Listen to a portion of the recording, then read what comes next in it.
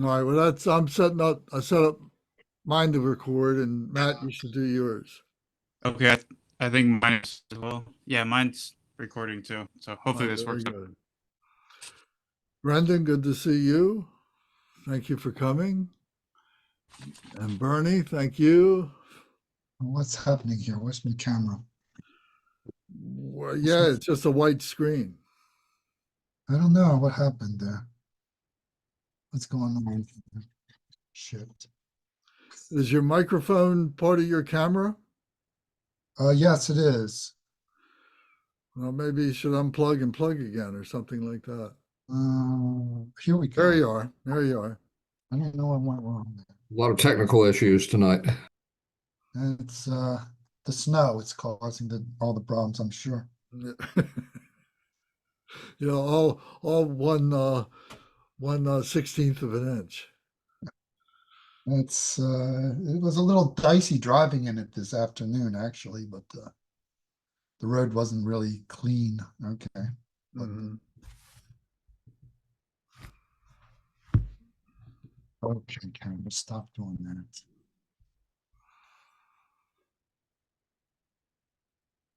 Okay.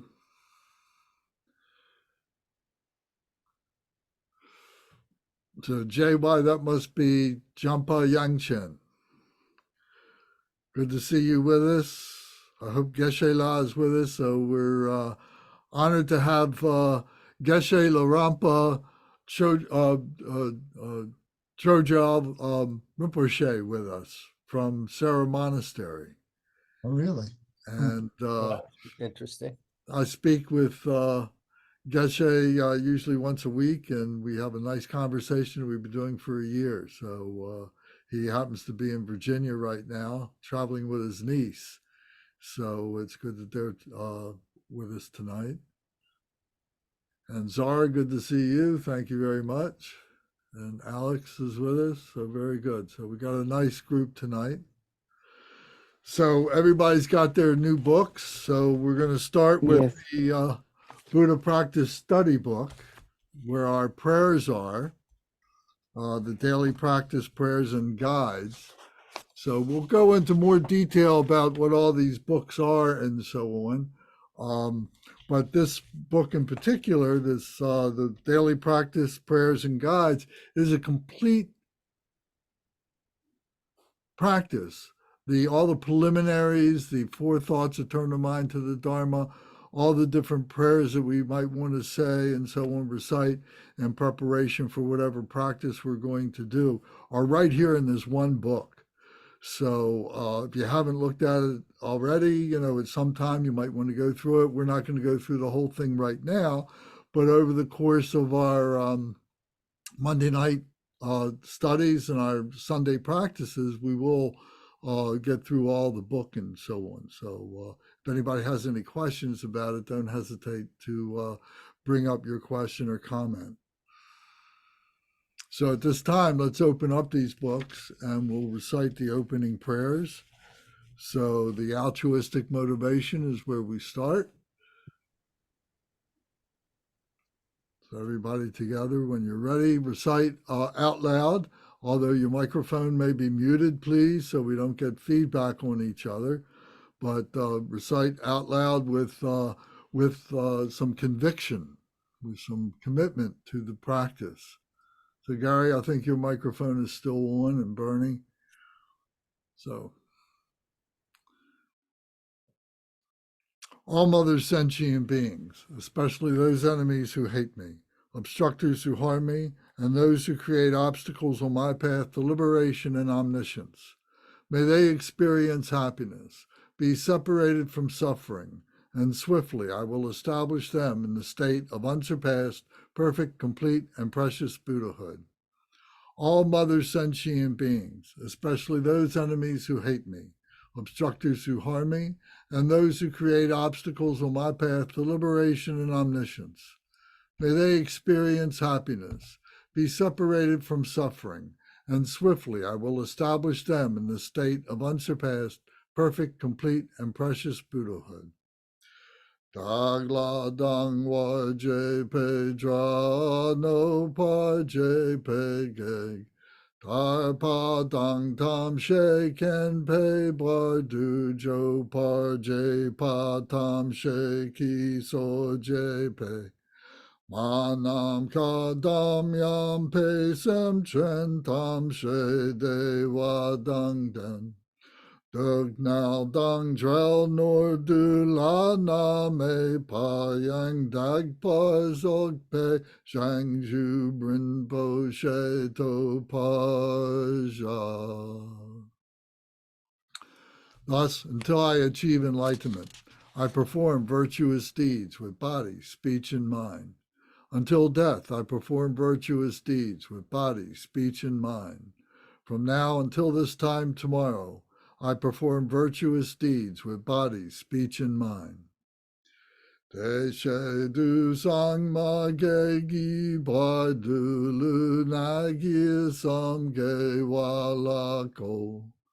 Ma she ba du lu na gi sam ge wa la ko. Du de ring ne song te ni ma sang ta sam gi bar du lu na gi sam ge wa la ko. Long refuge prayer.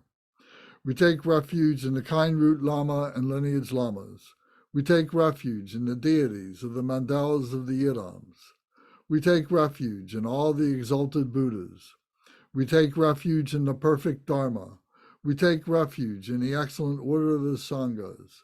We take refuge in all the noble Dakas, Dakinis, and Dharma guardians, possessors of the eye of wisdom. We take refuge in the kind root Lama and lineage Lamas. We take refuge in the deities of the mandalas of the Yidams. We take refuge in all the exalted Buddhas. We take refuge in the perfect Dharma. We take refuge in the excellent order of the Sanghas. We take refuge in all the noble Dakas, Dakinis, and Dharma guardians, possessors of the eye of wisdom. Transcend sawa dangur parje pe pao dan lama dam pa nam la kyab su chi o. Yedam kil gorgi la sok nam la kyab su chi o. Sangye chom den de nam la kyab su chi o. Dam pe cho nam la kyab su chi o. Pa pe ge dun nam la kyab su chi o.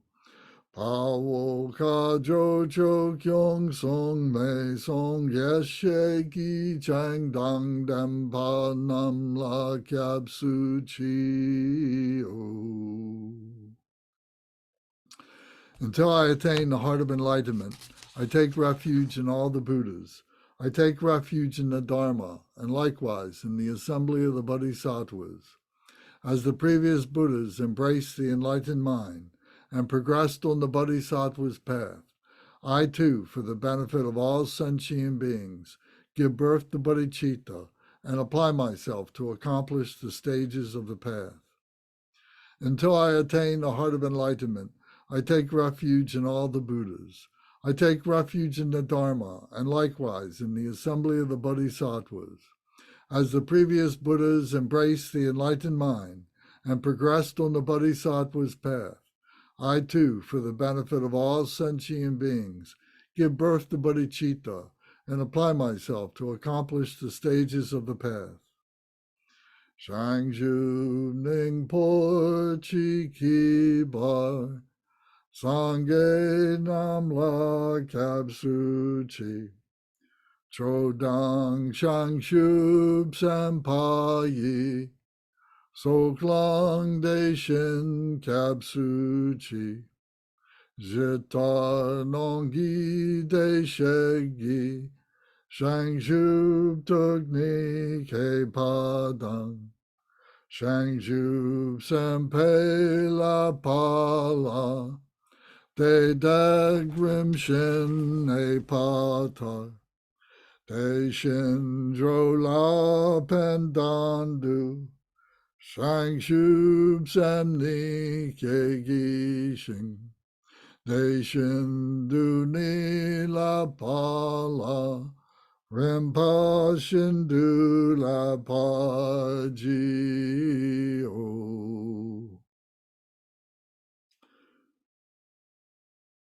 In the Buddha, the Dharma, and the Sangha most excellent, I take refuge until enlightenment is reached. By the merit of generosity and other good deeds, may I attain Buddhahood for the sake of all sentient beings. In the Buddha, the Dharma, and the Sangha most excellent, I take refuge until enlightenment is reached. By the merit of generosity and other good deeds, may I attain Buddhahood for the sake of all sentient beings.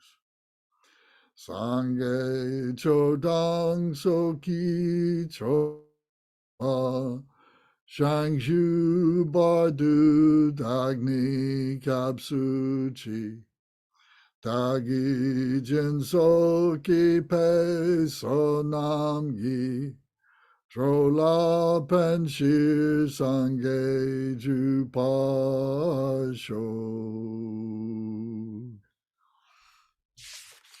May all mother sentient beings, boundless as the sky, have happiness and the causes of happiness. May they be liberated from suffering and the causes of suffering. May they never be separated from the happiness that is free from sorrow. May they rest in equanimity, free from attachment and aversion. May all mother sentient beings, boundless as the sky, have happiness and the causes of happiness. May they be liberated from suffering and the causes of suffering. May they never be separated from the happiness that is free from sorrow. May they rest in equanimity, free from attachment and aversion. Manam kadam yam pesam chantam she dewadang dewe gudang dempar jorchi. Dugnal dang donal gi gudang drawa jorchi. Dugnal me pe dewadang mi drawa jorchi.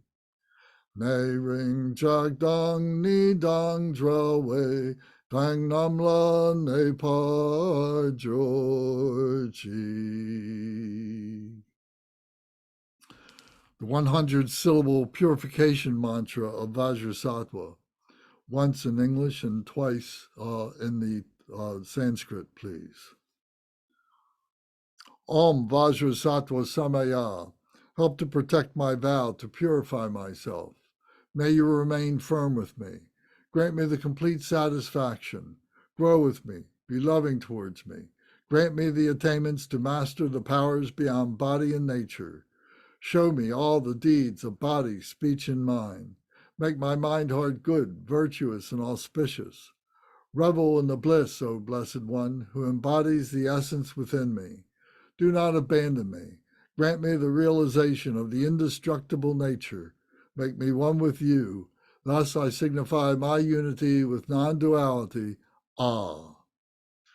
Om Vajrasattva Samaya Manupalaya Vajrasattva Tenopa Dristadredo Me Bhava Sutto Kayo Me Bhava Supo Kayo Me Bhava Anuraktu Me Bhava Sarasiddhi Me Prayatsa Sara Karma Sitsa Me Sitsan Triya Kuru Hong Ha Ha Ha Ha Ho Bhagavan Saratada Gata Bajra Mame Munsa Bajri Bhava Mahasamaya Satwaha Om Vajrasattva Samaya Manupalaya Vajrasattva Tenopa Dristadredo Me Bhava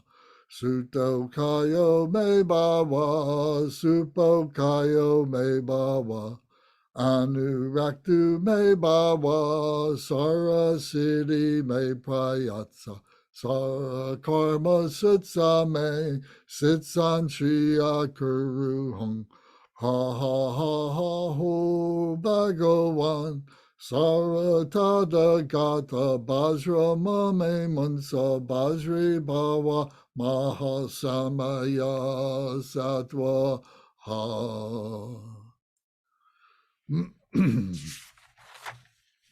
And last is the Sagaramati requested sutra that we'll recite in English just one time.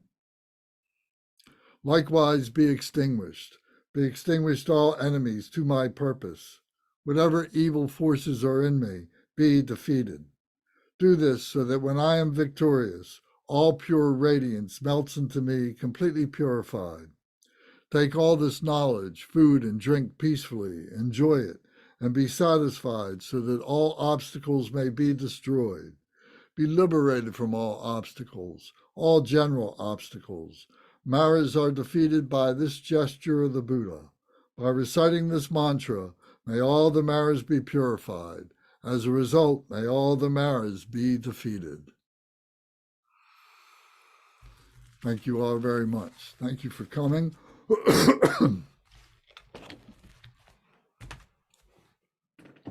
So everybody, I think, is looking forward to this session that we're going to be studying the sutras. So the sutras, as we know, are the teachings of the Buddha, the literal teachings of the Buddha as they were recorded and have been repeated over and over and over again, or studied over and over and over again by so many Buddhists, no matter where they live, no matter what tradition they are following, what lineage they're in. We are all in lineage of the Buddha, Shakyamuni Buddha.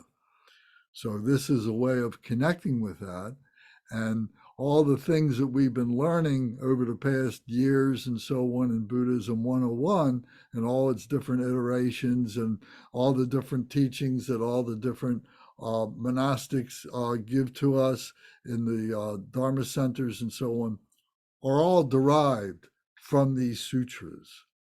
So seeing it here is the source of all these teachings and all these practices and so on. So it's really very, very powerful to see it come directly from the Buddha. So these sessions are not exactly for beginners, although beginners are welcome, but it's kind of assumed that you have some kind of familiarity with the four thoughts that turn the mind to the Dharma, the four noble truths, the six human realms, bodhicitta, the six paramitas, the four thoughts that turn the mind to the Dharma. All this has been explained, all this we've gone over a number of times in the Jewel Ornament of Liberation, which is the Lam Rim text that was composed by Lord Dharma Lord Gampopa about 1,000 years ago or so. So all these teachings and so on are in this one book. There was a means to be able to bring together all the oral teachings that were being circulated by the monastics that were traveling around in Tibet 1,000 years ago or so. So we've been appreciating that. It's helped us tremendously in our careers as understanding what it is to be a bodhisattva on the path of becoming a Buddha, what it is to be a holy enlightened person, and so on. So now we're kind of dropping back a little bit and looking at it directly from the point of view of the way that the Buddha expressed this. So if anybody has comments or questions anytime while we're talking, don't hesitate to raise your hand or just turn on your microphone and come on in. If it's at a time that you don't want to interrupt, but you have a good thought or a good question, write it down, and then we'll get to it, later on in the sessions that we have. So the main purpose of studying these sutras is to familiarize ourselves with the way in which these sutras work. If you go into one of the Dharma centers, say Dharma Surya in Fairfax, Virginia, or you go into Drupan's down in Florida and Jungnur, or you go to Garchen Rinpoche's in Arizona, or any of the other great centers, the Tibetan Meditation Center in Frederick, Maryland, any of these great centers, you'll find that as part of the altar of the main Dharma center, the shrine room, are stored these sutra books, are stored there, and they're called the Kangyur in Tibetan. So they're all written in Tibetan, and there's about 108 of these books. And so they've got all these teachings in there, all these dialogues, all these conversations with Buddha Shakyamuni are there and can be pulled down and can be read by the monastics or the other Tibetans because it's all in the language and so on.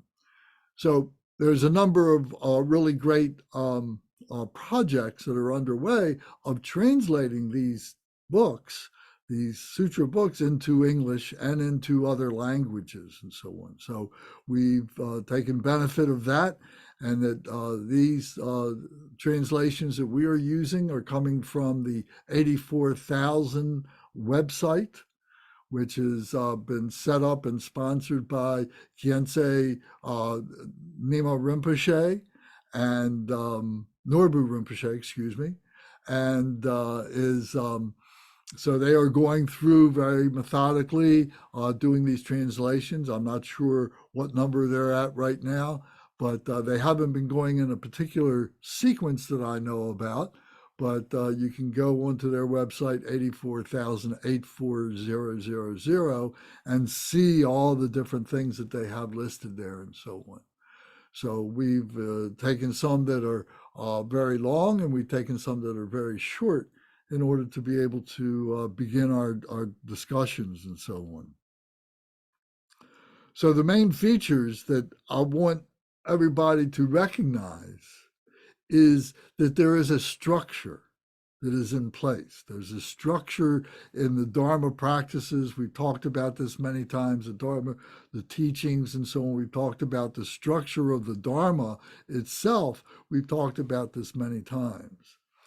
In these books, in these sutra books, there's a structure to that as well.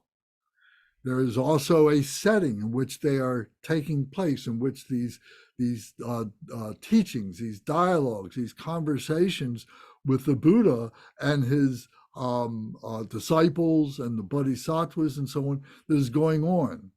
And so to become familiar with these settings, what they mean and so on. There's also a translation, of course, of what it is that is being transmitted, what the teachings are. And it can be very broad with lots of different chapters. It can be maybe something that is very inclusive of many things and only in one chapter. And that's where we're going to begin tonight. There's also a glossary that is in these texts. Each sutra book has a glossary in it. And the glossary is maybe the second most valuable thing that you can appreciate in these sutra books, by just looking, spending time going through the glossary and learning what these different words are and seeing them.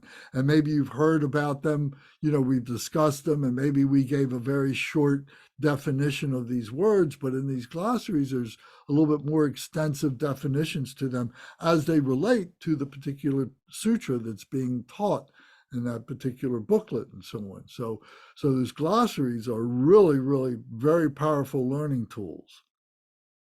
There's also a bibliography, what books were used, to extract information for the translation of the sutra and so on.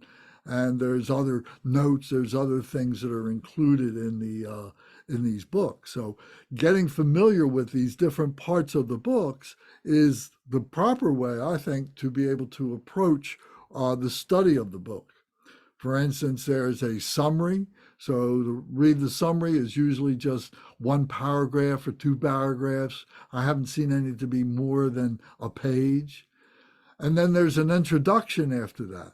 And an introduction kind of goes through a little bit more deeply and breaks down the specific meanings of the chapters, or where they come from, what translations were being used. So there's some information that may become useful to you at some part in your study and so on. So I suggest reading the summary before you begin, and then look at the introduction, read the introduction and so on, and then go into the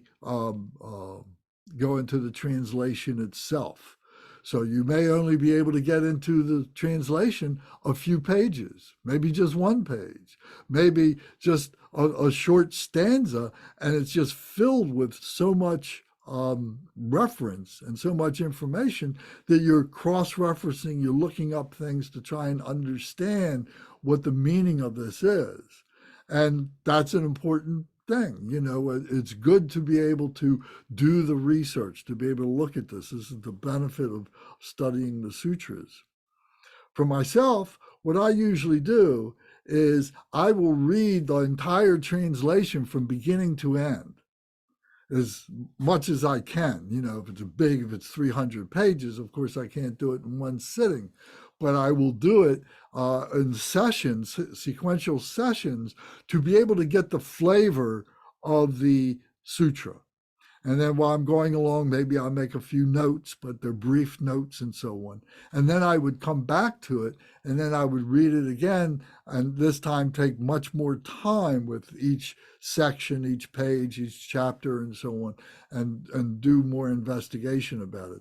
But it's good to be able to get I think, a good overall understanding of what's trying to be communicated, what the setting is, and what you find that you do, you find yourself being in that midst of that, because these are timeless events. These are events that happened many years ago, but at the same time, the energy, the vibration of what was being communicated has not diminished, has not died away, has not gone away. It still is present. It's always been there. And now it's being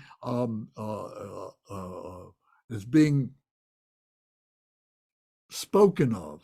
It's given words. It's given a feeling. It's giving that vibration that we can feel within ourselves and so on. So tuning into that, like tuning into a radio station, is what we're trying to do.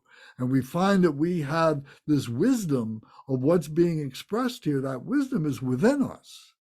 And what we're doing, we're tuning into that, and that wisdom begins to come up, and we're giving it words, we're giving it ways, and being able to understand it through these sutras and so on. So it's very, very, very, very powerful. So I would hope that for yourself and for myself too, that we continue, that the study of the sutras is extremely powerful and will unleash so much of what the Buddha Dharma is in the Buddha's words. One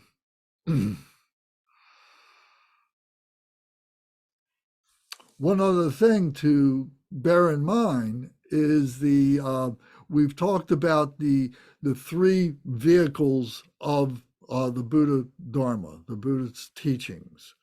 The first was the Hinayana, the second was the Mahayana, and the third was the Vajrayana. So embedded in each one of these sutras is a Hinayana aspect, is a Mahayana aspect, is a Vajrayana aspect. So the Hinayana is the discipline, is taking the time to appreciate the structure, to follow the structure, to use the structure to help stabilize your understanding, your being able to absorb what is being communicated here and so on, and using that structure to be able to bring that to your understanding, and then to support you once you go out and you're doing things in your ordinary life, but bringing the Dharma with you, taking the Dharma with you, And when you have that structure as being firm, then you can do that without it kind of falling apart and so on, without you being become doubtful or confused or something.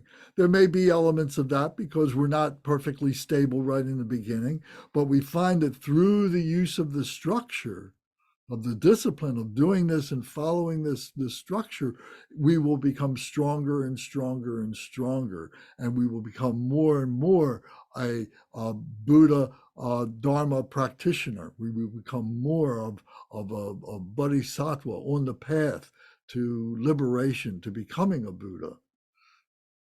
So the first is the Hinayana, is the discipline. The second is the Mahayana. The Mahayana, means many things, but very simply, it is the devotion of the loving kindness, of the holy enlightened mind, of the bodhicitta that is being described here, that we're doing this not for ourselves, not for our own discipline, not for our own stability, but we're doing it for the benefit of others. That however strong we can be, we're doing that to help other beings and everything, that we have that strength of stability to be able to reach out in many different ways and forms to be able to help other beings. So the Mahayana is being expressed in that way, is that devotion to the practice, being the devotion to the sutras, the devotion to the teachings and so on like that. And then the third vehicle was the Vajrayana. And the Vajrayana is like the wisdom. It's like the mind of the Buddha itself. It is the transformation of ourselves becoming Buddha by following this structure, by following this pathway, and being able to overcome the difficulties that we are presented in our lives and so on, and being able to purify those difficulties, be able to purify those emotions, be able to understand our wisdom and purify what we think is correct, what our wisdom is even. And so through that wisdom, we become we become the Buddha nature. We recognize the Buddha nature within ourselves, what it is to be Buddha. So, as I said, each one of these three vehicles is expressed in each one of these sutras. In the beginning, we may only recognize the discipline part, the structure part, and that's great, that's fine. We may also recognize the devotion part, and that's wonderful too. And then we may come to recognize the wisdom parts as well. But to know that they're all there, and that we have to start at the beginning and create that structure is the most important thing at our phase right now.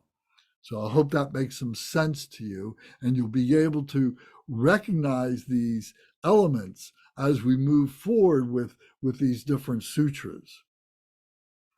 Does anybody have any questions or comments right now?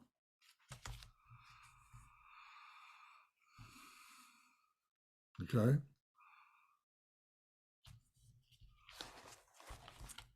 So it's Alex. I just want to thank you for explaining. It's good to hear those explanations. well, thank you, Alex. I appreciate that, and I appreciate your being here. So I think, Alex, like myself and several other people here who have been studying the Dharma for many, many, many years, we're always learning something new. And to be able to go back and to the source of this and really see the formations of how this all came together is really very powerful. So it's a great thing that Alex is with us and other people are with us like that. Thank you.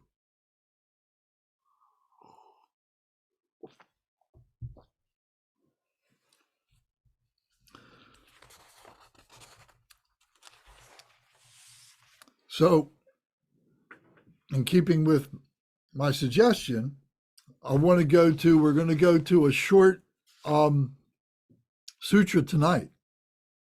We're going to start with the Wheel of the Meditative Concentration. the samadhi chakra. Samadhi is the meditative concentration, the mind of the meditation. So samadhi is the Sanskrit word that means that meditative concentration. And the wheel, that it goes around. We've used this analogy, this metaphor many times, that it is this study, this investigation. It goes round and round and round. And each time it goes round, we maybe apprehend a little bit more of it. We understand a little bit more of it. We're able to apply a little bit more of it. We're able to purify that which we did not grasp completely, or that we grasp, incorrectly. We're purifying our understanding of it.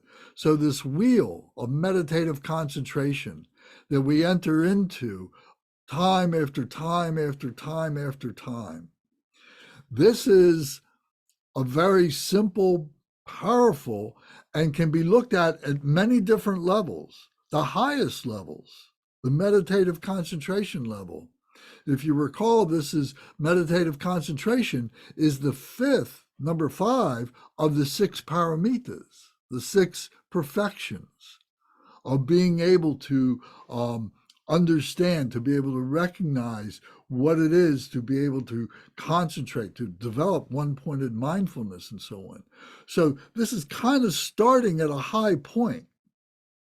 But what I hope this will do is give an incentive, will give you a view of where it is that we want to be, where it is that we've been many times, because we have been at this point of wisdom. We have this within ourselves.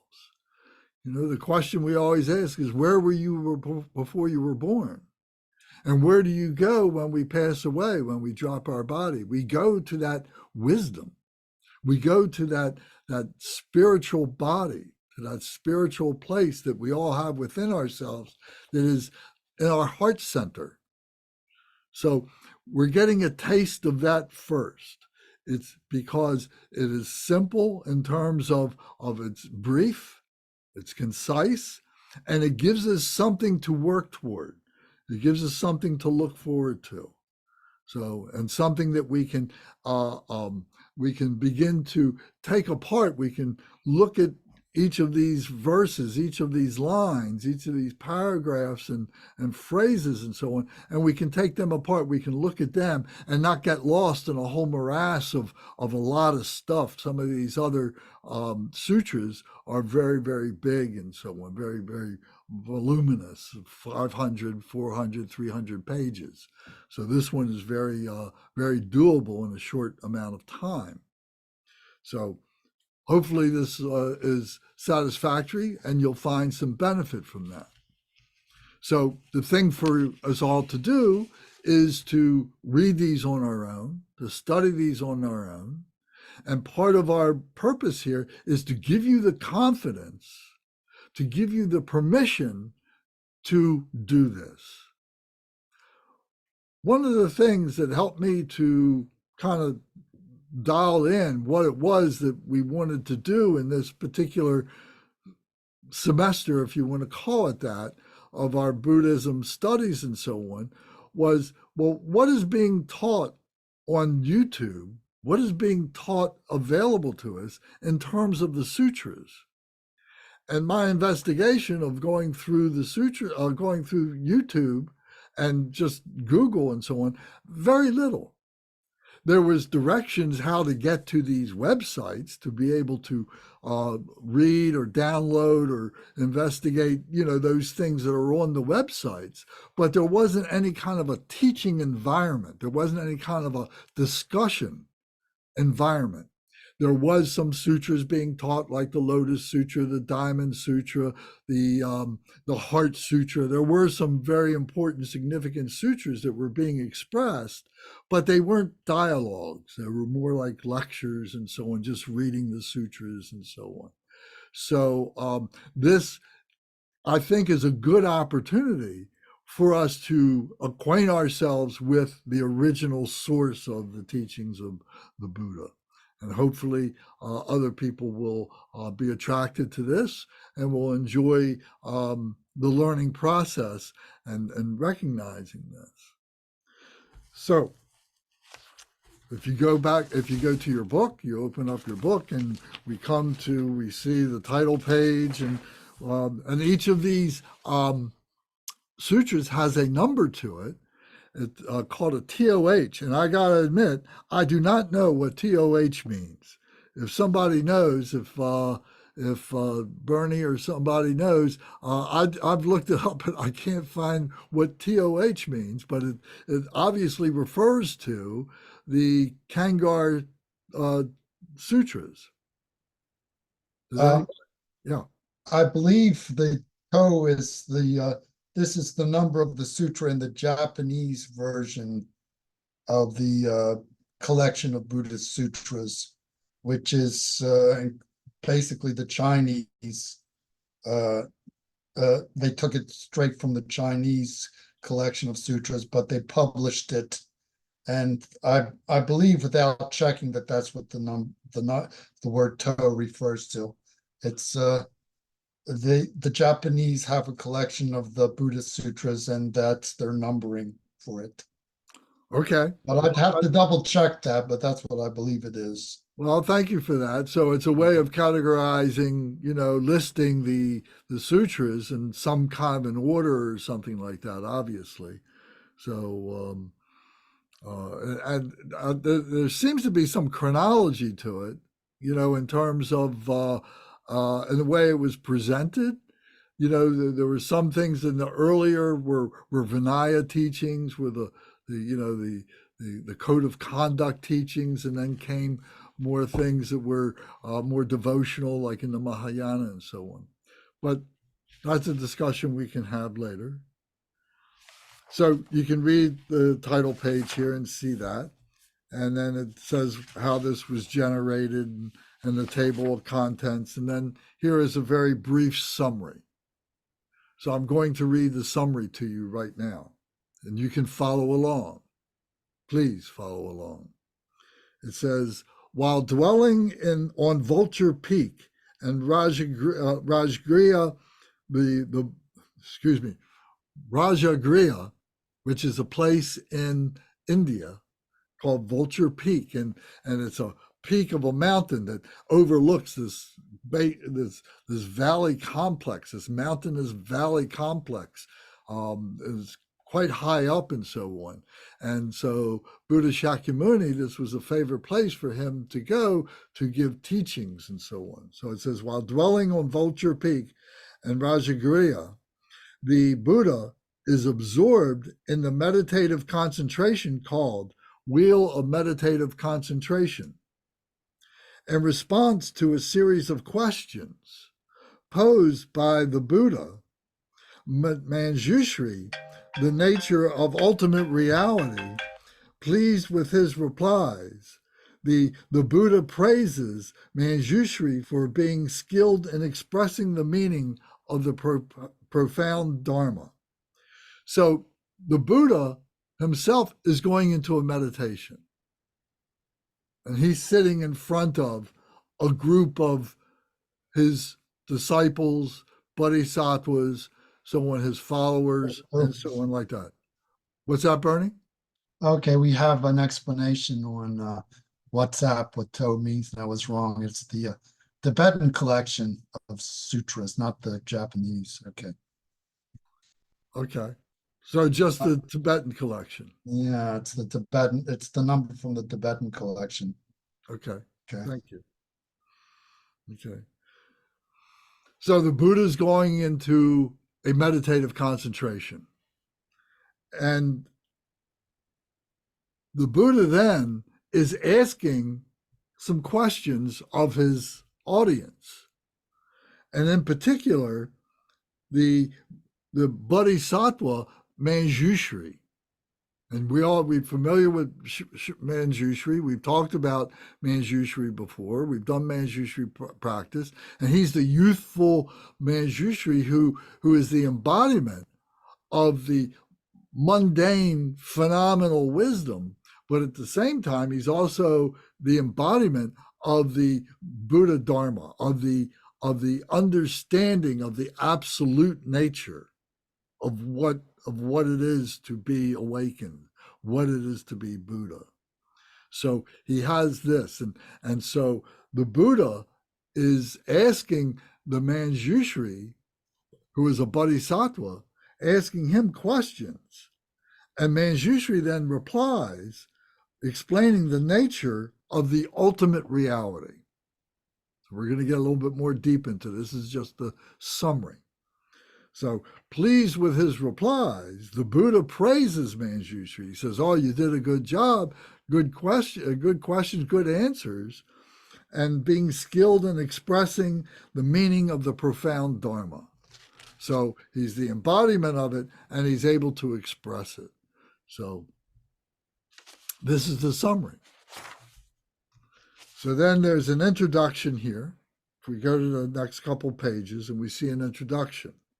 So this first block here, it says 1.1, is another kind of a introduction, another kind of a summary to the text. 1.2, 3, 4, and 5, and so on, get into a little bit more of the nuances of how the translation came about and so on. So with this session tonight, I'm not going to go into a lot of that. It's something you can read yourself. It's something that you can just kind of file away and come back to later on. It's relevant, but it's not imperative to know the nuance of all of this. We want to get to the meaning. We want to get to the understanding. We want to hear the words of the Buddha before we proceed too much further. So this first point, 1.1, it says, named for the meditative concentration in which the Buddha is absorbed, this short sutra explores the nature of ultimate reality. Manjushri elucidates its meaning through a series of answers to questions posed by the Buddha, in which ultimate reality is referred to by terms such as the very limit of reality and the sphere of phenomena. He explains that the very limit of reality is without any location and neither comes nor goes. And he declares that he does not see any phenomena that is not the sphere of phenomena. So right now, this may just seem like, what was that? But it's through our meditative concentration, it's through taking the time to look these things up in the glossary, to read the sutra and hear the references that the Buddha is making to these big terms, to these phrases. What does this mean? So that's what we're going to try and explain now, is get into now. So I'm going to read the sutra now. The Wheel of Meditative Concentration. It says the translation, the Noble Mahayana Sutra. So this is a Mahayana Sutra. Remember I said in the beginning, there was a Hinayana, there was Mahayana, and there was Vajrayana. And in each one of these are elements of each of those. But this generally is a Mahayana Sutra. So the devotion of this, you see, will be revealed as we go along with this. So I hope you're following. Homage to all Buddhas and Bodhisattvas. Thus did I hear at one time. The Blessed One was residing on Vulture Peak in Rajgriha, accompanied by a Sangha of 1,250 bhikshus and a Sangha of innumerable countless bodhisattvas, surrounded also by various retinues of gods, nagas, yaksas, and other beings. He was teaching them the Dharma. At that time, the Blessed One was absorbed in the meditative concentration called Wheel of Meditative Concentration. Through the power of that meditative concentration, all the Buddha lands shook and were illuminated by a great light. Then the Bodhisattva, youthful Manjushri, who was present at that retinue, rose from his seat and said to the Blessed One, "Blessed One, your absorption in the wheel of meditative concentration is amazing. Sugata, it is truly amazing." The Blessed One asked Manjushri, "Do you know the very limit of reality?" "I know it, Blessed One," replied the Bodhisattva Manjushri. "Manjushri, where is this very limit of reality?" asked the Blessed One. Manjushri replied, "Blessed One, the very limit of reality is where it is not." "Manjushri, where it is not?" asked the Blessed One. Manjushri replied, "Blessed One, it is without any location." The Blessed One asked Manjushri, "What is meditation?" Manjushri replied, "Blessed One, meditation means non-meditation."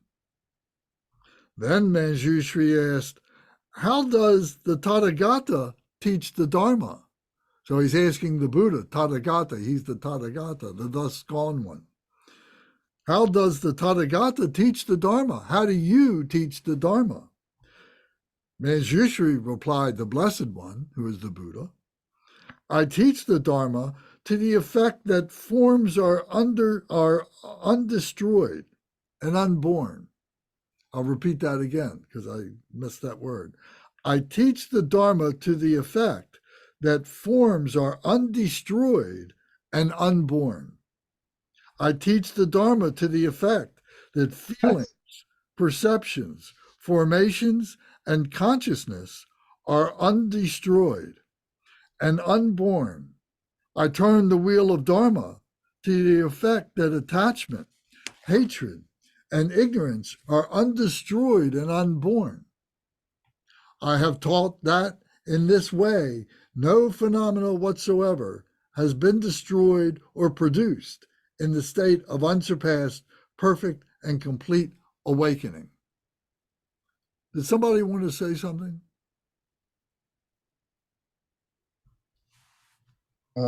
Okay. All I can say is the line sort of echoes the line in the Heart Sutra: "The Dharmas are not born and do not cease." So you've got the same line, or a very similar line in the Heart Sutra. That's from my memory. Somebody else might want to check the exact quotes. So. Okay. Gunga, did you want to say something? Yeah, I was gonna say the same thing. That whole section where he talks about no attachment, no hatred, no form, no feeling, no perception. All that's straight from the Heart Sutra, very similar to what it says in the Heart Sutra. That's what struck me as well. Okay, very good. Yes, you're correct. Okay, so then Terry. Lance, it's Alex. Yes, Alex. I just want to share this thought that this looks like a very advanced teaching, because like when you start with beginner's teaching, you are taught of impermanence, that everything is like coming and going, everything is appearing, disappearing, it's never permanent. And here is it's kind of like striking to hear that, oh, it's never destroyed, it's never born, so it must be somewhere always existing. And that's kind of like another side of the reality that's being revealed. So of course, if we look closer, we probably realize that it's to our mind, something appears and destroyed, when you like look at elementary particle level. It's not really, the form don't really exist. right? It's just temporary combinations, and they're constantly changing. So, so it's sort of both. It is changing, and it is not created and not destroyed. It is not permanent. Okay, well, thank you very much. Yes, and as I said, this is a high teaching that we're starting off with as a means because it is a short teaching, so we can learn the structure of the sutra book itself, this particular chapter, this particular part of the sutra, so we can appreciate that, but also to give us an observation of where it is that we're heading in terms of understanding wisdom and so on within ourselves. So there was two prime reasons why I chose to do this at this time.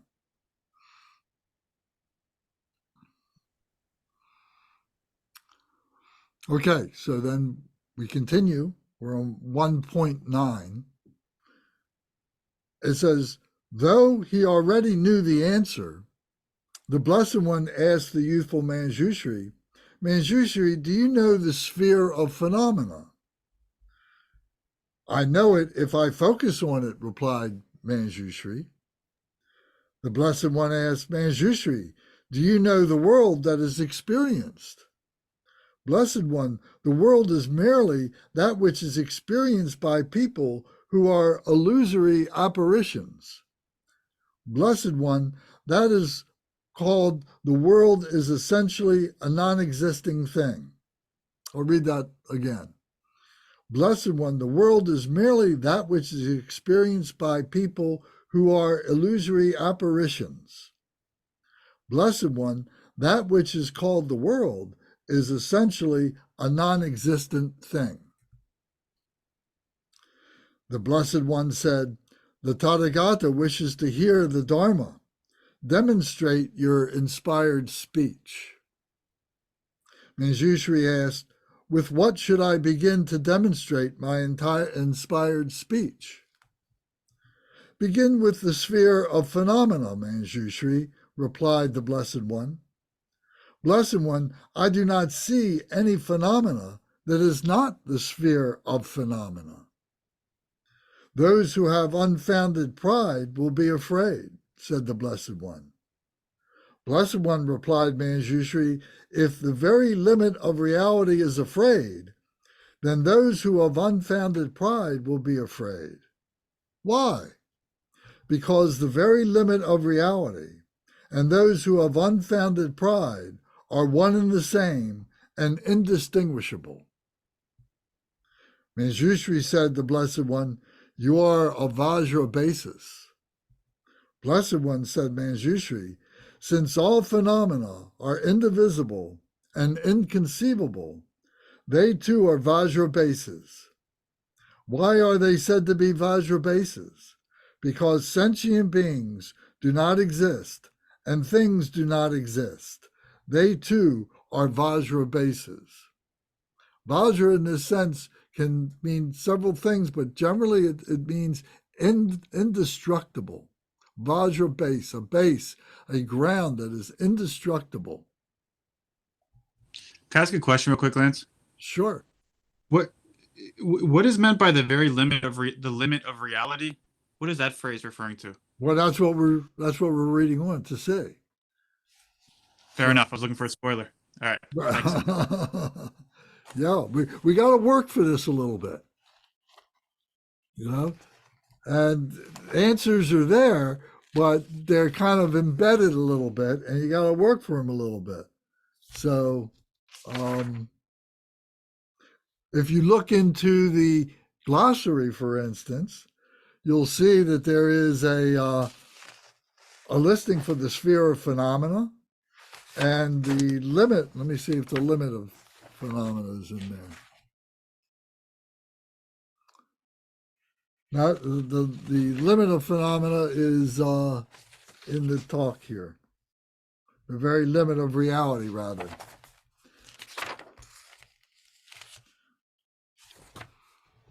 Okay. So I'm going to continue on now.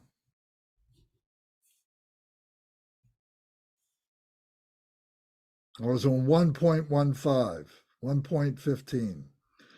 Blessed One, such a very limit of reality does not exist. Whatever is such a limit neither comes nor goes. Blessed One, dwelling on the meaning of having such a limit, one meditates on the meaning of the absence of an intrinsic nature, keeps to remote places, and abandons distractions. Then Venerable Shariputra said to the Bodhisattva Manjushri, Manjushri, the Dharma you have taught is amazing. So Shariputra is one of the main students of the Buddha Shakyamuni. So he's speaking, commenting to Manjushri now. He's speaking up and saying, Manjushri, the Dharma you have taught is amazing. And the reply is 1.17. Honorable Shariputra, this is not so amazing, replied Manjushri. The uncontaminated arhats are not vessels for this Dharma teaching. Why? Because a Dharma teaching like this does not engage with the attributes of ordinary beings. It does not engage with the attributes of arhats. It does not engage with the attributes of pratyeka Buddhas. And it does not engage with the attributes of Tathagatas. It does not engage at all in the observation of phenomena. This is because it neither engages in nor retreats from anything. This is because all phenomena are void. This is emptiness. You've heard the term emptiness. We've talked about that many times. So this is another way of saying that phenomena is emptiness. Manjushri, will you say that you had, Manjushri, will you say what you had in mind? Honorable Shariputra, replied Manjushri, if the state of an arhat is the state in which attachment, hatred, and ignorance have been extinguished, then of what can they be a vessel? Of what kind of Dharma can they be a vessel? It is with this in mind that I say that arhats, those contaminants, have been extinguished, are not vessels for this Dharma teaching. Honorable Shariputra, do you esteem this as a Dharma without death and rebirth? Manjushri, I do. Then the Blessed One said to the Bodhisattva Manjushri, Manjushri, excellent, excellent. You are to be praised for your mastery of the meaning of the profound Dharma. After the Blessed One had spoken thus, the Bodhisattva youthful Manjushri, the Venerable Shariputra, and the world with its gods, humans, asuras, and Gandharvas rejoiced and praised that what the Blessed One has said. I'll repeat that. After the Blessed One had spoken thus, the Bodhisattva youthful Manjushri, the Venerable Shariputra, and the world and its gods, humans, asuras, and Gandharvas rejoiced and praised what the Blessed One had said. This concludes the noble Mahayana Sutra, the Wheel of Meditative Concentration. So this meditative concentration is the gateway to non-duality, is the gateway to non-conceptualization, is the gateway to unobjectiveness, unobjectifiable. So this is the direction that we want to move. This is where the peace of mind is. We start building up peace of mind. It doesn't turn on like a light bulb. It comes in little bits. It comes for a couple moments. It comes for another 5 minutes. It comes for an hour. It comes for maybe a weekend. It comes for maybe a week. During our progress along the pathway of being a practitioner, of being a student of the Buddha Dharma. So my point of pointing this out is to say, here is what we're capable of doing. Here is what is being brought to us through the sutras. And the investigation of the simpler sutras and so on will be laying the groundwork for all this. In the same way that we've been learning the groundwork in the Buddhism 101 fundamentals that we've been learning. But now we're seeing it in a connected kind of a presentation by the Buddha himself. So I'm hopeful that this leads to a confidence within yourself that this is where you want to be, because we all have this Buddha nature within ourselves. And maybe some of this is resonating with you. You know, maybe some of the words are still quite distant, but at the same time, there's a resonance that there is something here that I want to know. The sutra sets a tone. It sets a vibration. It's that radio station that we're tuning into that penetrates our human nature, the psychology, the physiology of what it is to be a human being. All this penetrates that.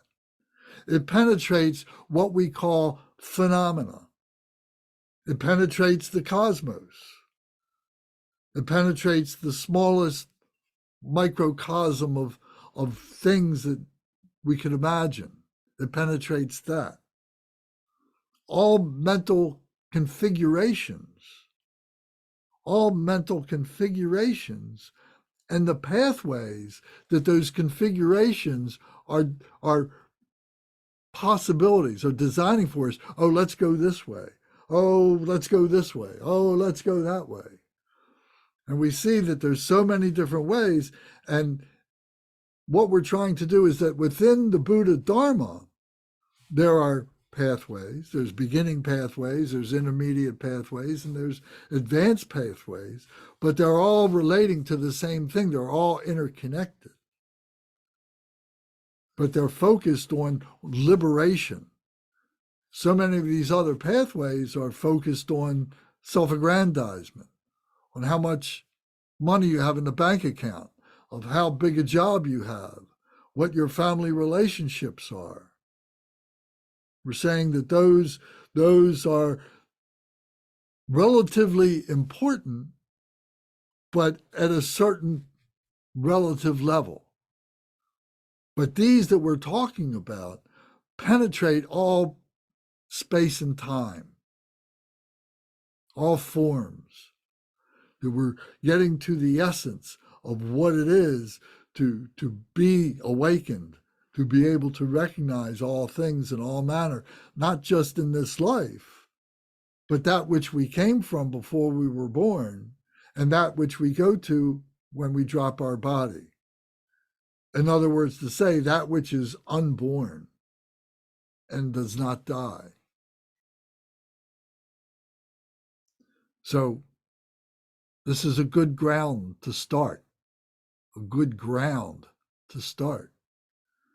this is a good path to travel along in our explorations. And this is a good fruition to enjoy. That as we come along at certain points, we begin to enjoy the fruit. We begin to see, oh yes, now I see how this works. And I think that all of you who are here tonight, most of you who have been with us for the past year, or the past 6 months, or the past 2 years, or 3 years, or 4 years that we've been doing this together, can see the changes that have come to you in your life and that have kept you coming back to what it is that what we've been doing. And that those changes have resulted as part of your peace of mind, your happiness factor, You're being able to deal with the emotions, recognizing the emotions, the causes of the emotions, and how we overcome them, and so on. So we're looking at it now from the source location of this, from the Buddha Sutras.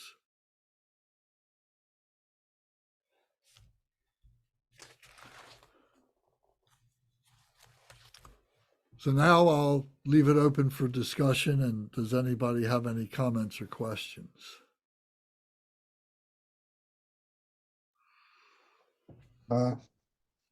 Well, to answer the earlier question, if you look in the glossary, you will find a definition of Buddha reality limit, or Buddha Koti. Buddha Koti is the Sanskrit word for it, but it's under very limit of reality. Then they explain the definition. Basically, it's synonymous with Dharma Dhatu, which is just another term for absolute reality. So So that was a question. That was a question that Matt had asked. Yeah. So Okay, so it was under very limit of reality. the very limit of reality. Okay. So So I've seen the term before, and I always understood it as when you exhaust everything that's false, what's left, and that's the very limit of reality. So that's how I always understood it. But of course, everybody is welcome to their own opinion, because these are difficult things to explain. We're talking about ultimate reality. Thanks, Bernie. Sure. Yeah, thank you. It's Alex. I actually thought that perhaps they might be speaking about like the end of time, like when does the reality ends, or the end of space, like the universe, and there is like end of boundary where the universe ends, and what's there. To me, So it's like the end of confusion, really, or the end of yeah, ignorance. So yeah, I think it makes much more sense now when because there is a relative reality, like we have a relative bodhicitta, an absolute reality, absolute bodhicitta, and I think when you like rise above the the extremes, like hot and cold, up and down, like well, where is that essence?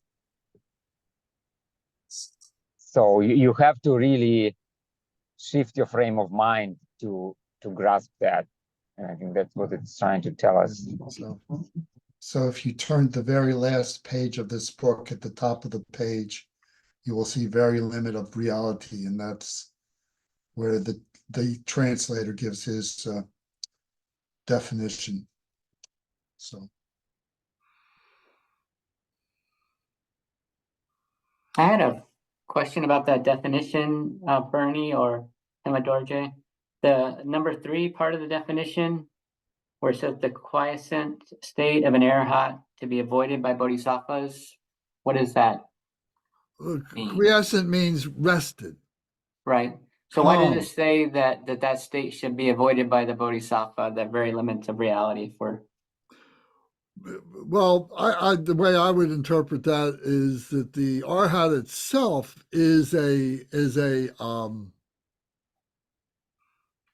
an ideal of liberation for one's own self, and is not inspired by the devotion for other beings, for the liberation of other beings. So that quiescence, that quietness of the selfish, if you will, liberation, you see, is to be avoided by the bodhisattvas, because the bodhisattvas' work is never done. The bodhisattva's work is always in play. And if we start getting, complacent and saying, oh, I've accomplished this, aren't I great?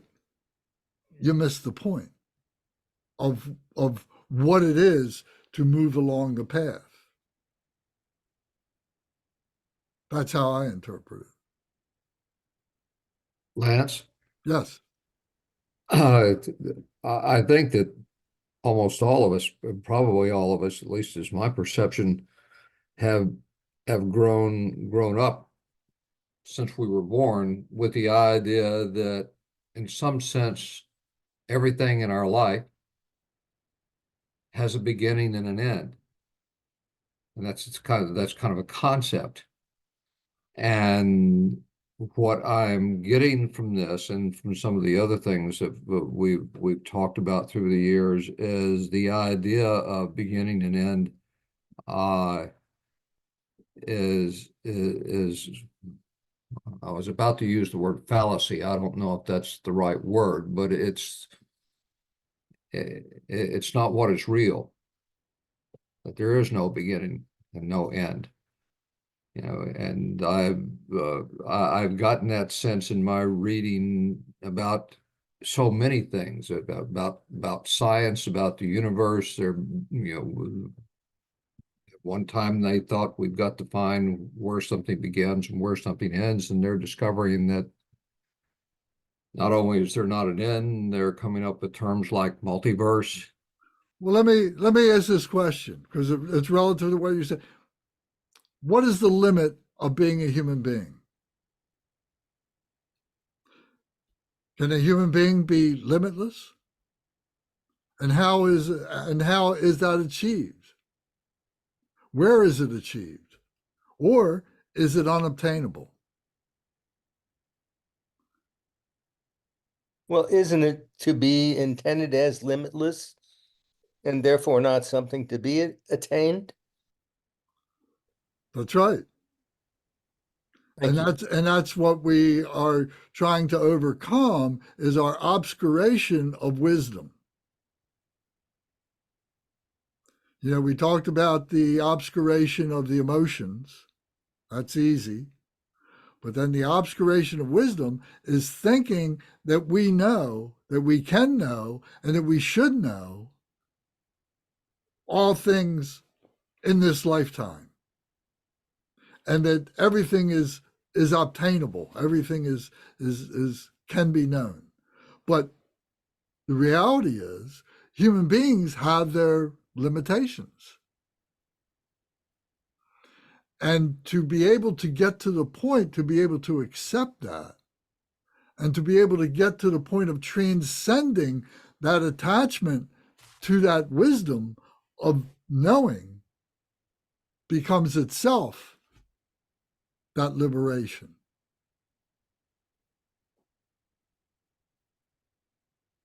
This is arcane. This is I don't know about anybody else, but there are moments when I absolutely get it, and other moments when it is going through my fingertips like warm water. I don't know which is true at any given minute. Well, that's how we begin, isn't it? I guess so, yeah. Not to bore everyone with a beginner's question, but I'm still unclear about what the word phenomena is. What does that translate to in common parlance? What is or what are phenomena? Yeah, I'm assuming they mean dharma. They translating the word dharma by phenomena. We'll have to see if that really fits here. But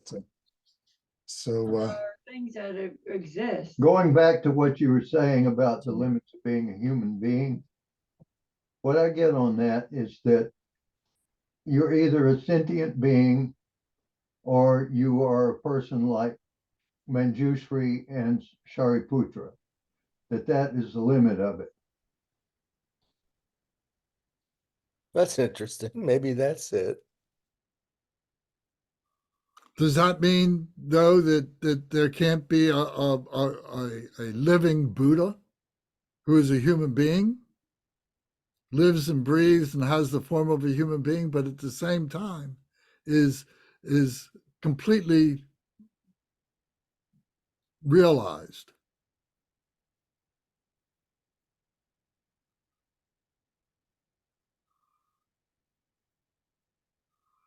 So I'm playing two edges of the sword here. But I think that Gil is on the right path by saying it that way, that yes, that the limit of being a human being, or abiding within being a human being as being a being of absolute wisdom, is superseded, is transcended by the letting go of that, by the identity of that. The ego is no longer attached to that, to put it in very simple terms. Lance, Yes. how this is probably the wrong question, but I'll ask it anyway. We're navigating, living in a conceptual world. And what I mean by that is that understanding what we've all said for a long time about concepts. The paradigm of the world is conceptual. So how does a Buddha or someone who wants to be a bodhisattva or aspires to be a bodhisattva continue to navigate in a world whose parameters are all conceptual? I'm not sure I even understand the question, so I'm not sure how you can answer that, but I know what I mean. I'm not sure I know how to say it. Well, for me, the answer for that is in service.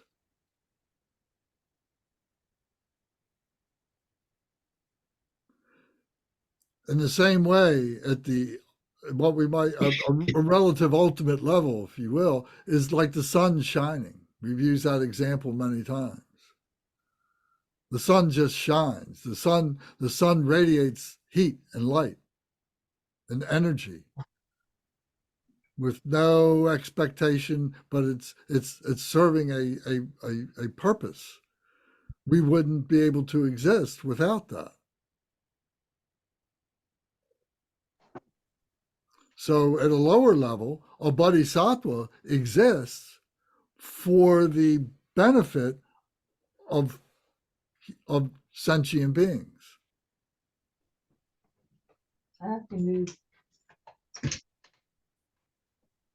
You know what it reminds me from physics?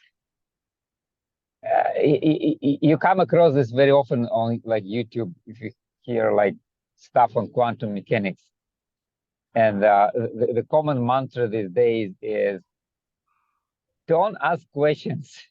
I mean, about meaning of quantum mechanics. So don't try to ask questions. Just shut up and calculate. So it is basically saying, if you start asking questions, there are lots of meaningless questions you can ask, which have no real, like, which doesn't have real meaningful answer. But if you apply kind of the law, what we found through experiment, like what things is what it is, you'll get the answer. You'll know what to do. You will know what's going to happen. Equations will tell you if you just do your job, Well, calculating. what are we all looking for?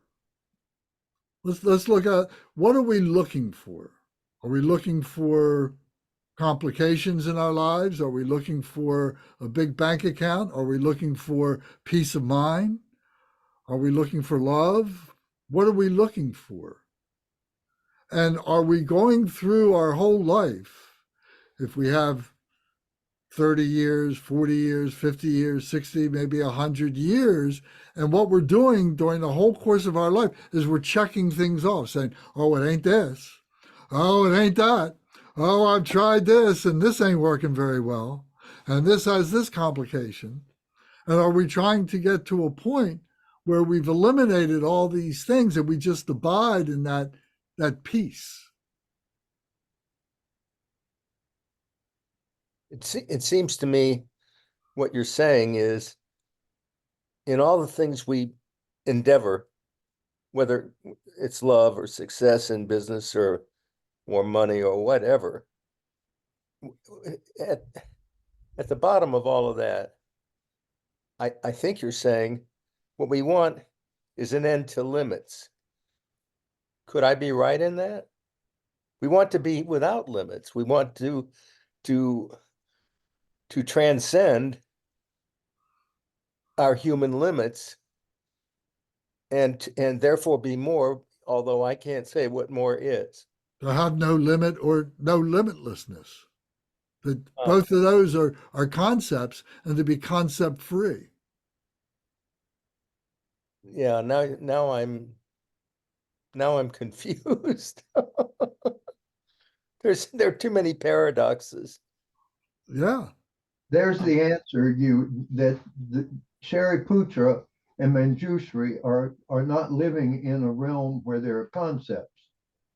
They do not see the world as having concepts, and a bunch of other stuff too. But I mean, this I have heard by somebody, but I don't know it for sure.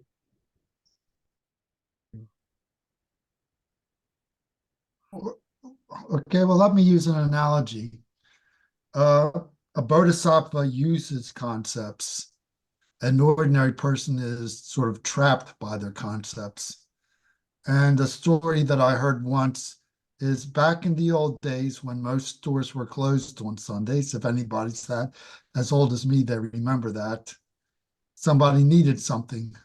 And but he didn't know that he could go find it in the drugstore because he thought he was a foreigner and he thought the only things that were available in drugstores were prescription drugs because of the name. So he was sort of trapped by the name. And we tend to be trapped by our concepts. We take them as being more real than they actually are. We created the concepts and we applied them to the world, but then we forgot that they were our own creations and we act as if they're independent of us. And the Bodhisattva is just somebody who rediscovers the fact that how we divided up the world and how we conceptualized it is a product of our own imagination and not the way the world really is. That's very good. Thank you. Hey, Bernie, And would you mind repeating the last sentence of that, please? If I can remember it, If you the can. Bodhisattva is somebody who realizes that the way we divide up and conceptualize the world is not the way it really is, but it's the way we have imagined it to be. We divide up the world into different concepts for our own convenience, but then we turn around and forget, oh, that's just how we defined it. And so we're trapped by our own concepts. Okay, thank you. I agree completely. John, I see you've turned your microphone on. Would you like to say something? yeah, I have a couple things. So to add to what Bernie was saying, we can even make it even smaller. So psychologically speaking, we tend to put this idealized self in front of us, and we tend to over identify with roles that people think we should fulfill or what we think we should fulfill for ourselves. And then we lose our true nature in that over identification and that commitment to roles that don't reveal who we really are, which is Buddha at its center, which then contributes to our our limited concept of the world that we have thus created ourselves. And another thing is that this entire conversation reminds me a lot of the work that I do with my clients. And after for those who don't know me, I give intuitive readings to people, and I work with the chakra system, and when people ask me like how to start a change, it's very broad, but I'm just trying to make it as relatable as possible. When people ask me how to start a change, I say start with stillness and silence, just like bare minimum, and then just start to listen. And almost every time I recommend that, people then say to me, oh, well, then I have to be alone with my thoughts. And I don't want to do that. It's scary. So it's like, not only have we made this concept of the world and this concept for ourselves and all these roles that we've committed to, we have, as a collective, distanced ourselves so much where we don't even want to hear our inner voice. And I think the work of the Bodhisattva, because it's unending, is to partially remind people to retreat into that inner voice that is aligned with Buddha inherently. Am I making sense? And to bring forth a system in which to do that. If we just tell somebody, oh, you just got to Right. let go of your mind, let go of your thoughts, how do you do that? And the Bodhisattva will have a system by which you can do that, because that's the system that they used, that their master used, etc., that the Buddha taught. But it's not just the Buddha. Every tradition that we know has some kind of a method to be able to do that. Some are just maybe better than others, or at least resonate better with some people than other people. So, but to offer a solution to that question. Very true. I'd like to I'd just like to invite Geshe-la, if you would like to make any comments. We can come back to you if you want to think about it, if you want to make a comment. If you're just enjoying listening and everything, that's fine. That's great. But I just didn't want, I just want to let you know that we'd love to hear something from you if you have something you'd like to share with us. So in the meantime, I see Bhavani, do you have your microphone on for a particular reason? Did you want to say something? William?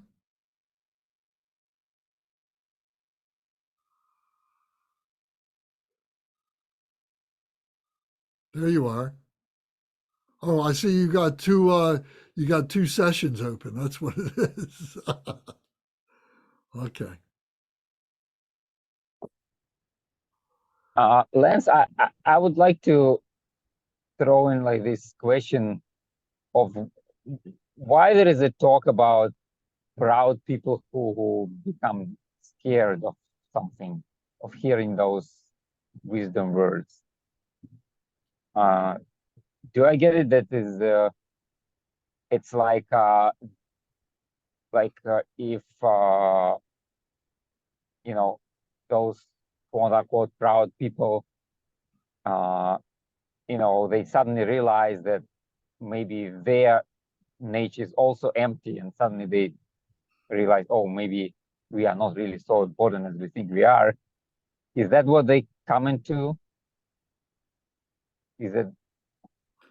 Well, it certainly can be part of that. There's many things, there's many things that, that the whole study of psychology is that, isn't it?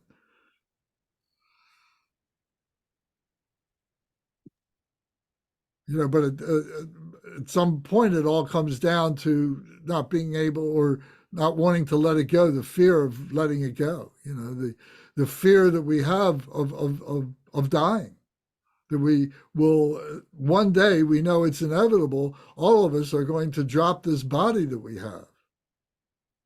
And to use that analogy of dropping the body, I think is very good, because the spirit continues, is indestructible. That Vajra spirit, that Vajra mind, that Vajra body is indestructible. It continues. But it continues in a different way than we continue as an ordinary human being. And that's what we're trying to get to recognize. and to be able to live with and be able to help other beings. And Lance, is it what referred to as Vajra basis in the text? Or base? Yeah, the Vajra base is the ground from which, we've got this already. It's within us, but we don't recognize it. We haven't realized it. Or maybe we've had moments where we did, but it was easily forgotten. It was easily suppressed.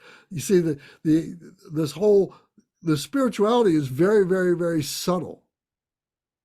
And it's very easily overcome by the emotions and by what we think it is, that we suppress the subtlety of it.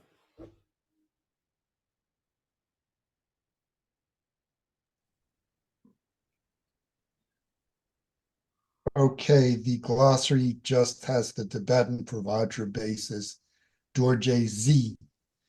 I would just translate that as Vajra ground instead of Vajra basis. And it's exactly what just Lance said, it's the basis of reality. And just Vajra ground resonates with me more than Vajra basis. So, but whatever word you prefer. I agree, yeah. Brendan, did you want to say something? I've just been taking everything in tonight. It's a fascinating discussion. And Lance, you had earlier asked, what do we really want?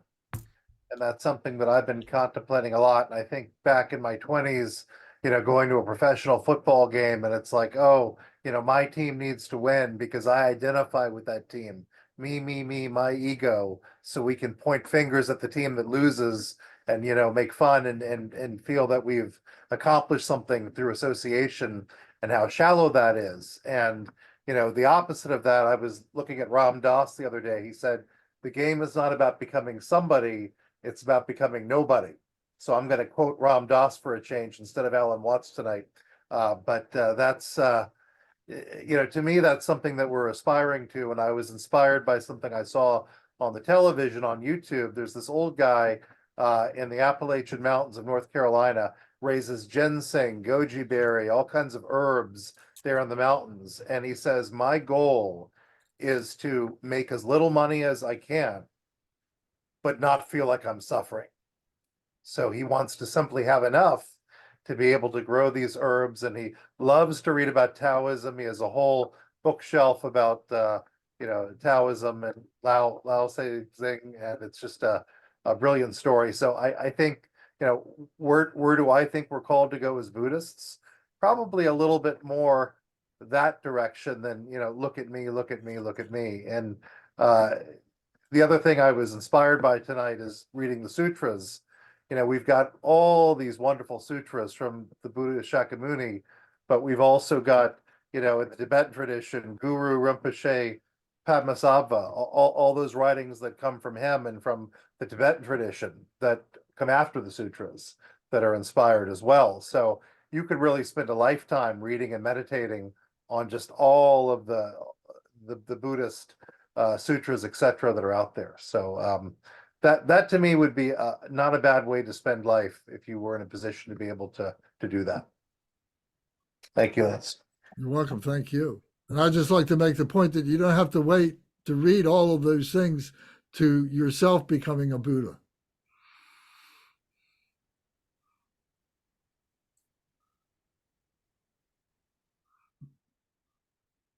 So we haven't heard from Zara this evening. Would you like to say something?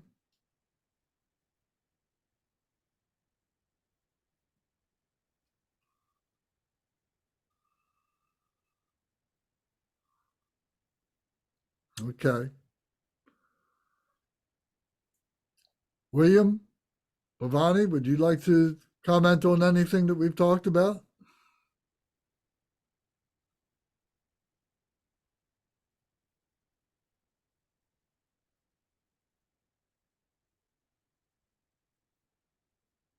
Okay. Matt, you turned your microphone on. Yeah, I'll throw some thoughts out there. I mean, one Well, I mean, one to echo what everyone was, a lot, or other people were saying in the beginning. It's very reminiscent of the Heart Sutra for sure, in a way that's pretty cool. And I think Gary's question earlier was making me reflect more and pointed to something profound with the idea of living in the world of concepts and um, kind of remembering that the concepts aren't out there in the world in the way that they seem to. That the concepts are kind of, if they're coming from anywhere, they're coming from, the direction of my mind to the world rather than otherwise. Just, still a dualistic way of putting it, but something like that, which is powerful to remember for me.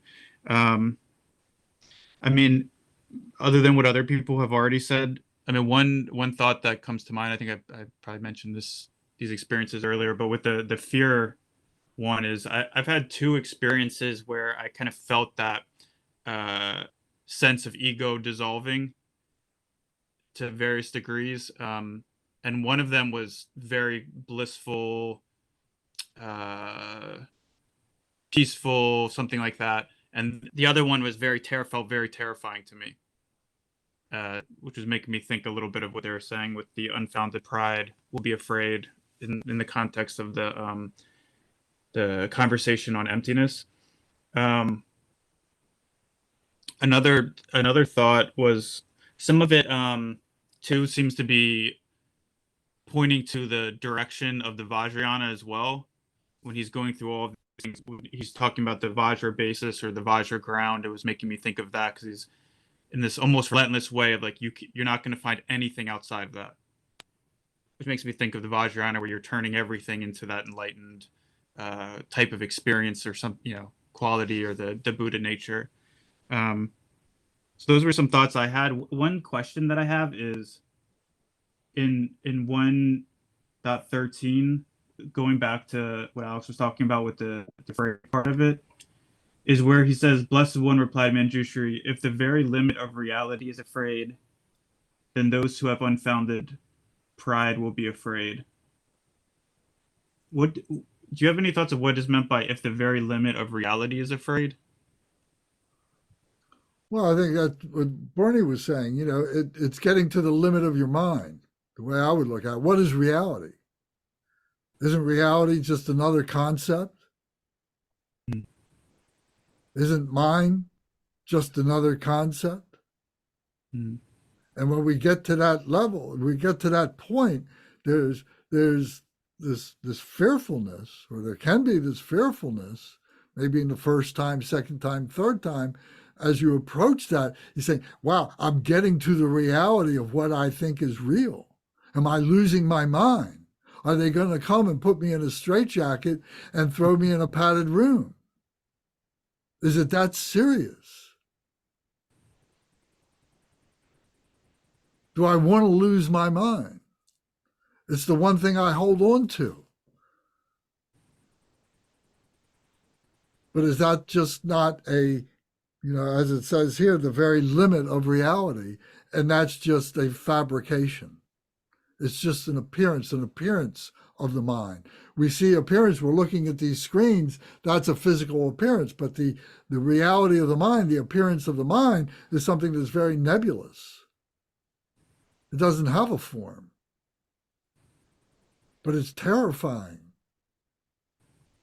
if you're not prepared to let it go. Okay, if I could say a word about this, Sure. there's two things. There's the way things really are and the way we conceive of them. And we're not looking to change reality. We're looking to purify our conception of reality.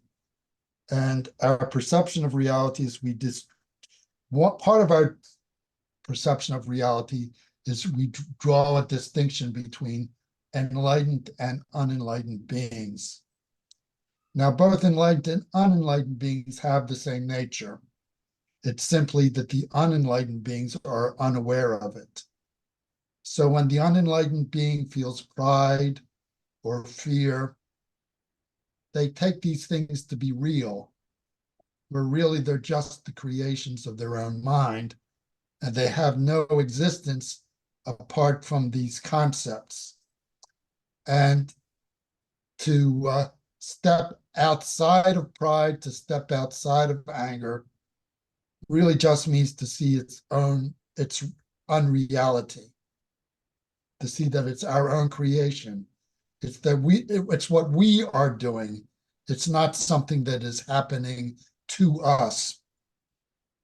So I think in this line, he's just saying there's no difference between ultimate reality and the person who has unbounded pride. So that's, at least that's my interpretation.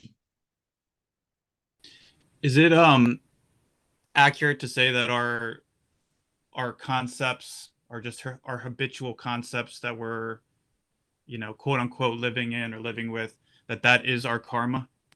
That's what our karma is in a It's a literal sense? result of our karma, for sure. It's a result of everything that we've done up to this point. The way we look at the world is definitely, it's something we're doing right now, but it's also the imprint of our past actions, for sure. Anybody who works with mental health, I'm sure understands that better than I do. But it's both. It's both what we're doing right now and both our habitual patterns from the past, our karma. Do you think that there is good karma or bad karma, or that really there should be no distinction between good and bad karma? Well, ultimately, nothing really exists. So neither good karma nor bad karma. But from a conventional point of view, we need to draw the distinction. As long as we draw a distinction between pleasure and pain, we need to draw a distinction between good karma and bad karma. Does that make sense to you, Matt? Yeah. I mean, that Yeah. we're engaged in this conversation, and I mean, I think that this is a very good, healthy conversation, and is the result of our good karma to be able to do this. And we accept the responsibility of this conversation, of our karma, in order to continue this and so on. But if it was hurtful or creating suffering for ourselves, that we would also have the wisdom to shut it down. I'm not going to engage in that conversation. So the karma itself doesn't have to be good or bad. It's the way, as Bernie just said, the way in which we are applying it, or we're perceiving it, or we're working with it.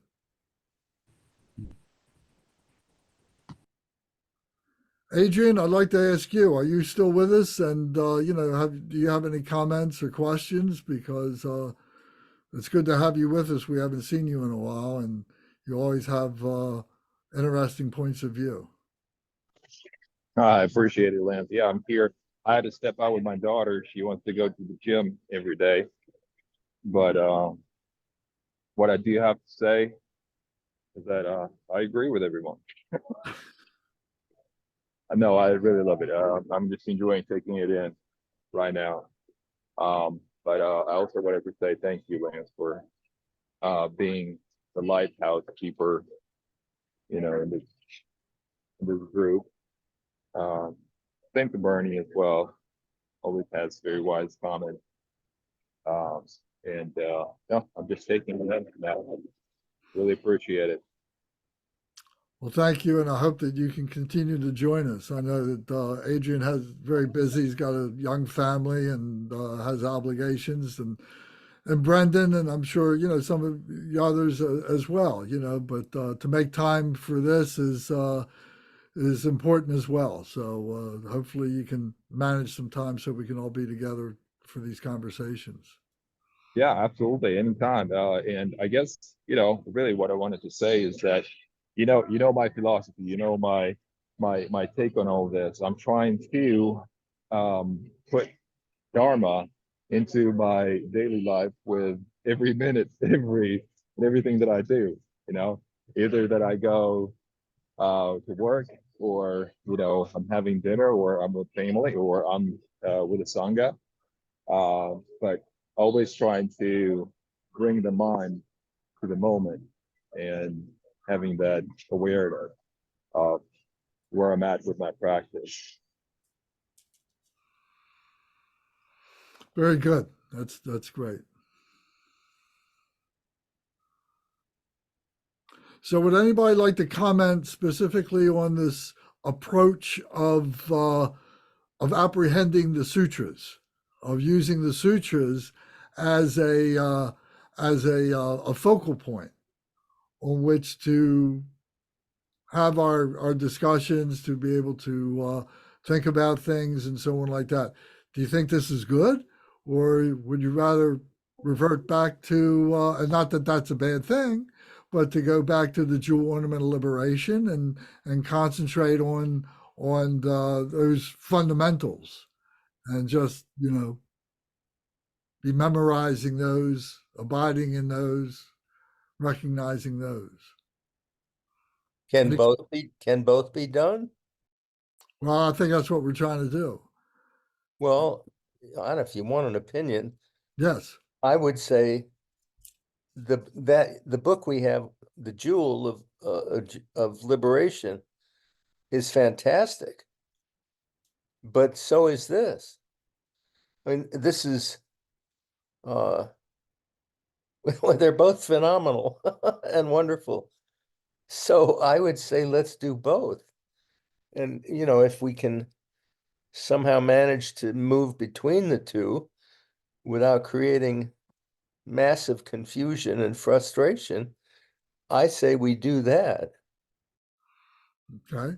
Thank you. Anybody else have a comment, questions? I agree. I think using the sutras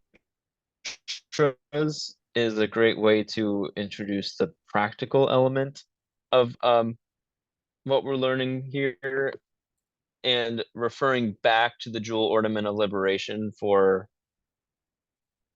theoretical and conceptual reinforcement. Okay, good.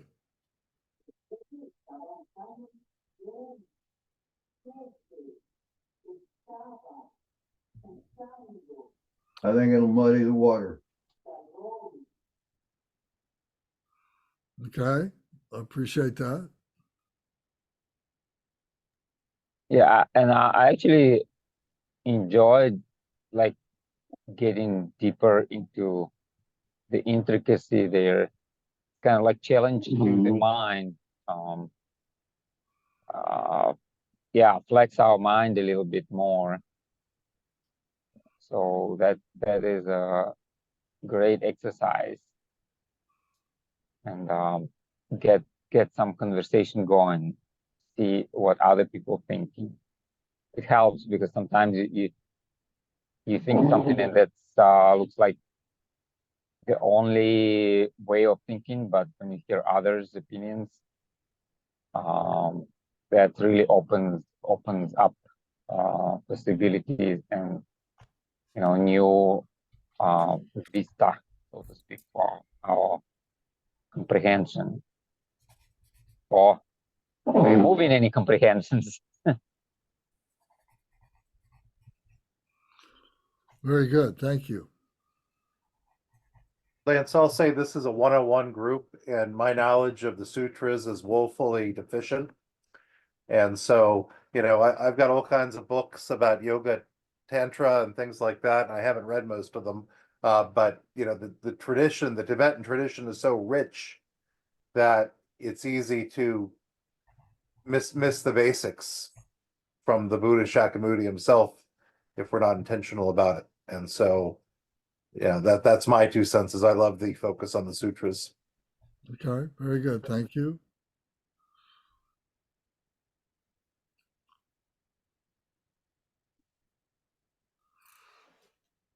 Yeah, I agree. Just my thought was just exactly what Brandon was just saying. Yeah, this is really great.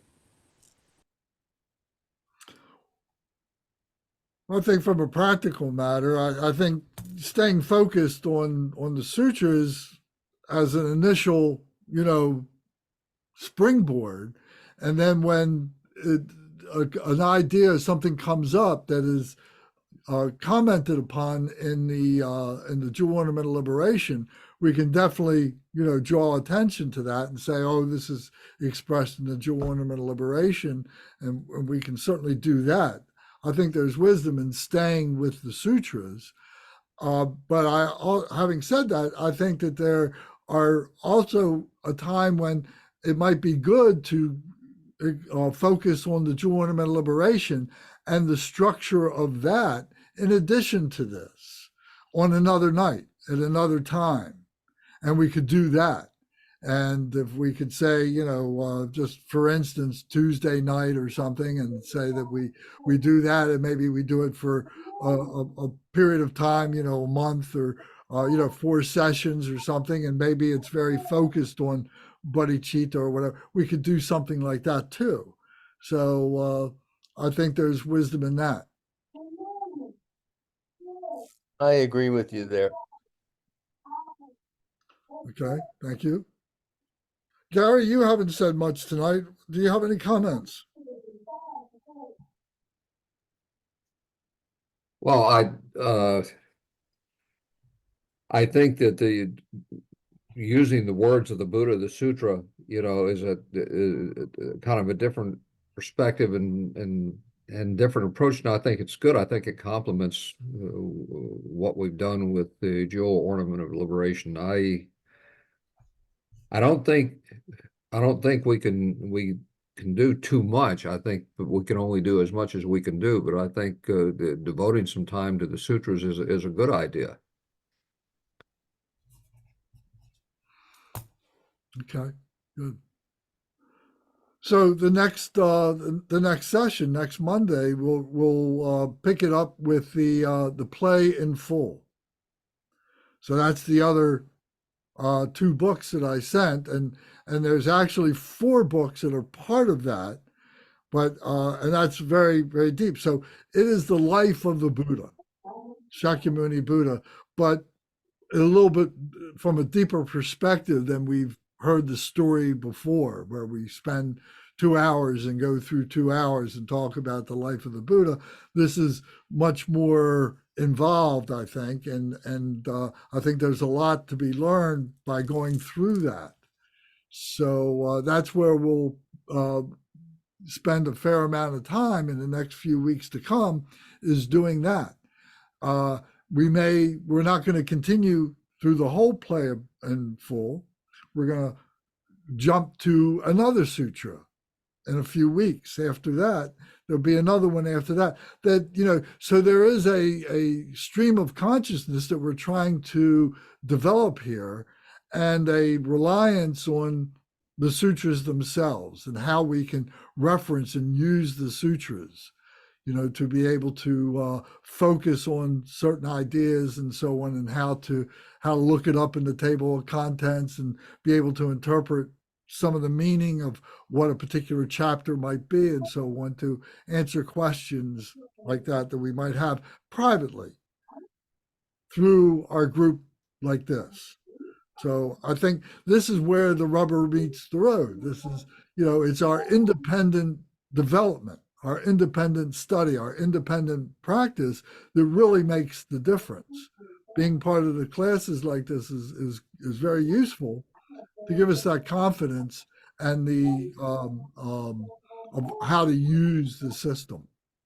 So that's how we've thought about designing this and what this plan is. So I hope everybody stays with us and enjoys this and adds to this, and we can grow with this together. I know I've learned many things, and I think Bernie, and as well as everybody else here, we always learn something new. Kunga, would you like to add a last word to this? Sure. Yeah, in the studies that I've done, we spent a lot of time looking at the different sutras, and I think that's a very meaningful activity, and glad you're doing so. You're introducing sutras that I haven't come across before, so it's been very interesting for me. Thanks. You're welcome. Thank you. All right, so unless anybody else has a word or question or something, we'll do our dedications, and then we'll break for tonight, and then we'll be back on Thursday for our medicine Buddha practice. We're going to continue that.